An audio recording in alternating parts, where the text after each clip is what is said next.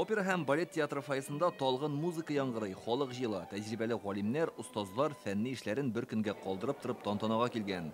Ветераннар очрашып сөйләшә, бергә эшләгән чакларны искә алалар, истәлеккә фотога төшәләр. Татарстанның Рәшәйнең дә бер бәйрәме. Хатип Миңнегулов югары уку йортындагы устаз аксакалларның берсе, аңа 85 яшь, 60 елдан артык яшьләрне милли рухта тәрбияли. Бу бәйрәм ул минем дә теге үземнең шәхси бәйрәмдә. Һәм анда университет андый-мондай гына уку йорты түгел. Мин менә теге тарихны өйрәнгән кеше башкаларны, ул инде Рәшәй күләмендә, дөнья күләмендә данлыклы уку йорты.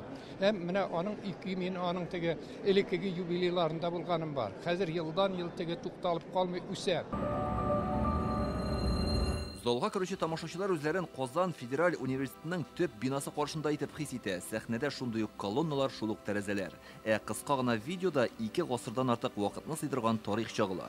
Югары уку йортының нефть чыгару, машина төзелеше һәм сәнәгатьнең башка юнәлешендә зур фәнни эшләр алып барылуы күренә. Исәнмесез, кадерле дуслар, кунаклар.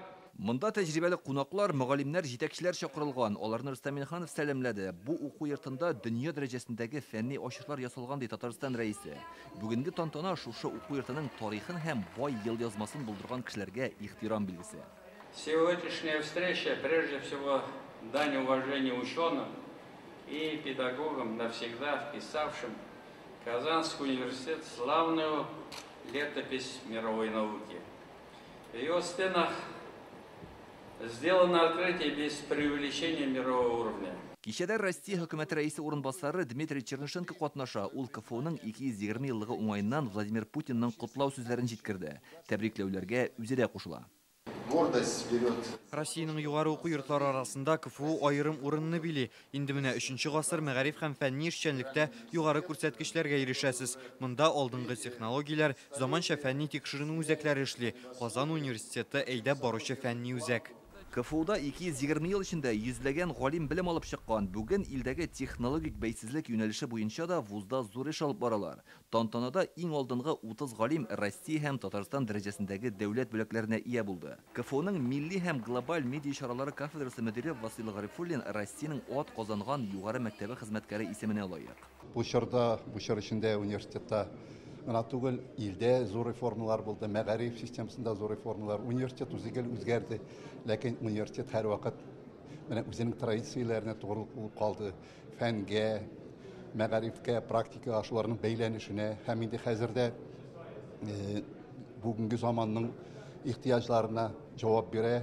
КФУның филология һәм мәдәният-ара багланышлар институты директоры Радиф Җамалтдинов Татарстан Республикасы каршындагы фидакарь хезмәте өчен медаль белән бүләкләнде. Ул заманча карашлы, телне камил белүче яшь белгечләр тәрбияләүдә күп көч куя.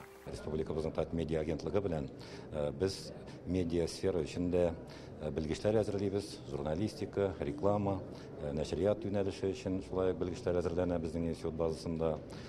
Һәм безне шунысы куандыра, уку йортын тәмамлаган безнең яшь белгечләребез, алар нигездә үзләре сайлаган белгечлек буенча эшлиләр һәм бик матур уңышларга ирешәләр.